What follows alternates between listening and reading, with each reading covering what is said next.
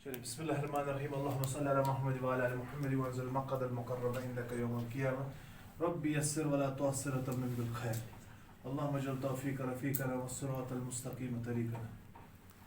देखिए बेटा, हमारे पास क्वेश्चन कुछ यूँ है, सवाल नंबर 13 हमारा कुछ यूँ है। हमारे पास एक लाइट हाउस है, AB लाइट हाउस है, जहाँ पे आपके पास जो एंगल ऑफ डिप्रेशन है दो शिप्स के लिए, एक शिप C पे है, दूसरा शिप D पे। यहाँ पे जो एंगल ऑफ डिप्रेशन है वो 45 डिग्री है और इसका जो एंगल ऑफ डिप्रेशन है वो 30 डिग्री है। क्योंकि ये एंगल इस एंगल के बराबर है, ये एंगल इस एंगल के बराबर है। क्यों? Alternate interior angle. तरह बेटा का समझ। अब हमें height of the light house देके है 75 मीटर, तो AC का नाम मैं X रखूंगा और CD का नाम मैं Y रखूंगा। हमें निकालना है C और D के दरमियान डिस्टेंस, और ये देखे कि एक ही सीध में है, इसलिए मैंने स्ट्रेट लाइन में बनाया। ठीक है ना? तो क्या सवाल हम पे लिखेंगे? Let AB be the tower, let AB be the lighthouse, let AB be the lighthouse, and C and D and C and B two ships, B two ships। ठीक है ना? तो हम क्या लिखेंगे? In triangle ABC, in triangle, तो tan 45, मतलब ये फिर क्या मैं समझाऊंगा, फिर मैं क्यों चलाऊंगा, मैं तो समझा ही नहीं कि आया ना, इसीलिए फिर नहीं आता है ना आपको बकवास पर रखना। तो tan 45 किसके बराबर होगा? किसके बराबर होगा? परपेंडिकुलर पे बेस। ABC में परपेंडिकुलर क्या है? AB, और बेस क्या है? X। tan 45 1 के बराबर है। AB किसके बराबर है? 75। AB बराबर है डिवाइड बाय X, तो X कितना आएगा? मीटर। हुआ ये। उसके बाद लिखिए in triangle ABD, in triangle, तो कौन सा रेशियो करेंगे इसको? tan 30 डिग्री किसके बराबर हो गया? परपेंडिकुलर, वो क्या है? AB, और बेस क्या है? X plus Y। बेस तो असल में AD है, लेकिन AD बराबर है X प्लस Y के। X का वैल्यू तो ऑलरेडी हमने निकाला है 75, और tan 30 होता है 1/√3। 75 डिवाइडेड बाय 75 प्लस Y, इसको यहाँ पे क्रॉस मल्टीप्लाई करेंगे, 75 plus Y is equal to 75√3। क्या ठीक? तो Y किसके बराबर आ जाएगा? 75√3 minus 75, 75√3 माइनस 75, तो Y किसके बराबर आ जाएगा? 75√3 माइनस Y इज इक्वल 75 क्या नहीं है? √3 माइनस मीटर। क्या ठीक? तो हम क्या लिखेंगे? Therefore the distance between two ships, therefore the distance between two ships is Y is equal to 75 into √3 minus 1 meter। चला बेटा का समझ। देखिए बेटा, सवाल नंबर 14 है ना? 14 सवाल नंबर है। क्या क्वेश्चन कह रहा है? एक बलून है, ठीक है ना? एक हॉट एयर बलून है। It's at a height of 88.2 meter from ground. It's at a height of 88.2 meter। और एक लड़की है, एक वो इसको देख रही है, तो जो इसका एंगल ऑफ एलिवेशन है वो कितना है? वो 60 डिग्री है। कितना है? अब जो ये बलून है ना, ये आगे चला हॉरिजॉन्टली, यानी इसने हाइट कुछ इंक्रीज नहीं की। ठीक है ना? तो हाइट तो वही होगी 88.2 मीटर ही फ्रॉम द ग्राउंड। इस लड़की की जो हाइट है वो कितनी है? 1.2 मीटर। कितनी है? तो यहाँ से यहाँ पे भी क्या होगा? 1.2 मीटर। तो टोटल था 88.2 मीटर, तो ये कितना होगा? 87 मीटर। क्या होगा?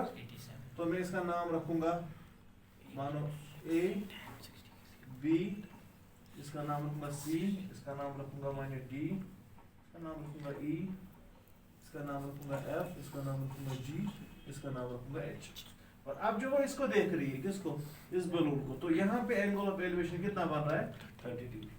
तो हमें कहना है कि आप बताइए BG कितना है या AF कितना है, यानी ये कितने डिस्टेंस चला। कुछ नहीं, दो ट्रायंगल्स हमारे पास होंगे, तो दो ट्रायंगल्स को हम कंपेयर करेंगे। एक ट्रायंगल में हम निकालेंगे DG, दूसरे ट्रायंगल में निकालेंगे DB। DG माइनस DB, तो that will be the answer, that will be the. तो हम क्या लिखेंगे? Let C and H be the positions of the balloon of the क्या ठीक in triangle DBC in triangle tan 60 degrees equal perpendicular कितना है BC divide by base कितनी है BD ठीक है ना।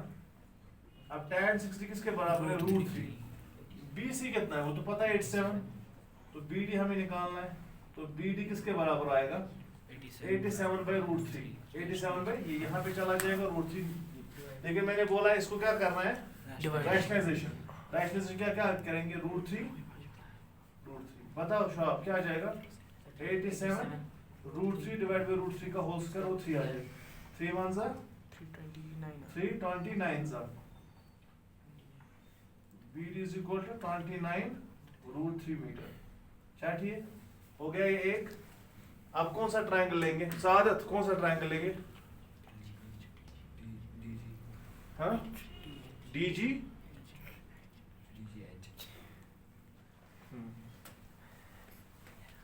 ट्रायंगल आलू इन ट्रायंगल DGH बताओ क्या कौन सा रेशो में इस्तेमाल करूंगा साइन कॉस की tan क्यों क्योंकि परपेंडिकुलर बेस इन्वॉल्व है। तो यहाँ से यहाँ तक भी कितनी हाइट जॉब यहाँ से यहाँ तक भी कितनी हाइट 87 ही है ना क्योंकि DJ 1.2 है तो क्या लिखूंगा मैं tan is equal to क्या है GH divided by DG या GD एक ही बात है so it will be 1 by √3 87 DG निकालना है तो DG किसके बराबर आएगा 87 रूट क्या ठीक तो अब हमें क्या चाहिए हमें चाहिए BG ठीक है कोई डिफिकल्टी तो नहीं है therefore BG is equal to DG minus DB DG minus DB या DG minus BD okay 87 √3 minus 29 √3 वो कितना हो गया हाँ 17 में से 9 तो कितना हो गया 8 17 में से 9 तो 8 और फिर 58 और 7 में से 2 तो कितना रहता है 7 में तो 5 58 √3 तो BG किसके बराबर है 58 √3 तो आप क्या लिखेंगे therefore horizontal जरा आंसर देखिए ये horizontal distance covered by the balloon is equal to क्या था नाम उसका BG is equal to 58 √3 metre क्या ठीक हो गया। देखिए भाई 15th और लास्ट क्वेश्चन हमारा क्या बोल रहा है एक टावर है एक टावर पे एक बंदा है और उस टावर की हमें हाइट भी नहीं देखे उस टावर की हमें हाइट भी नहीं देखे हमें सिर्फ ये देखे है कि इस टावर पे जो बंदा है ये टावर के आगे एक हाईवे है और हाईवे पे एक कार को देख रहा है और जो इसका एंगल ऑफ डिप्रेशन है ना इस कार को देखने में 30 डिग्री है कितना है और 6 सेकंड बाद ये इस कार को देख रहा है तो इसका जो एंगल ऑफ डिप्रेशन है ना वो 60 डिग्री है यानी असल में तो एंगल ऑफ डिप्रेशन ऐसे होता है मैंने आपको दिखाया ये 60 डिग्री है और ये 30 डिग्री है 6 सेकंड इसको लगते हैं यहाँ से यहाँ पहुँचने में let AB be the tower और ये C है एक पोजीशन इसकी D है दूसरी पोजीशन यानी D पहले C बाद में हमें कहना है कि C से लेके A तक इसको कितना इसको टाइम लगेगा क्या ठीक C से लेके स्पीड क्या है यूनिफॉर्म स्पीड क्या है यूनिफॉर्म तो हम क्या बोलेंगे हम बोलेंगे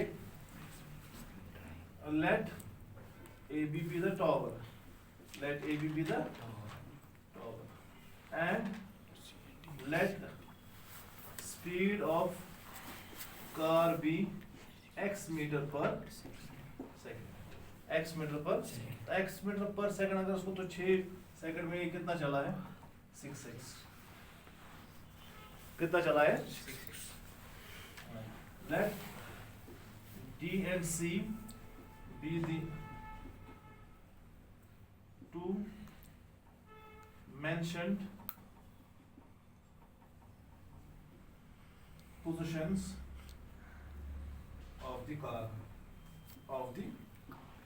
अगर 6 सेकंड लगे हैं इसको, अगर 6x से चला है तो 6 सेकंड लगे हैं, जितना x से c से a तक चलेगा ना उतने ही वो सेकंड होगा। यानी अगर 5x होगा तो 5 सेकंड, 7x होगा तो 7 सेकंड, सिंपल।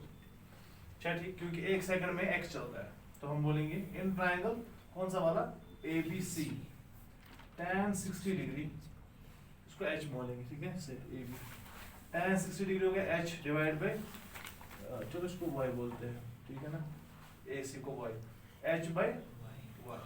अब ये कितना है, ये √3 है ना, तो √3 हो गया h बाय y, तो √3y कितना आ गया, h के बराबर, ठीक है बेटा।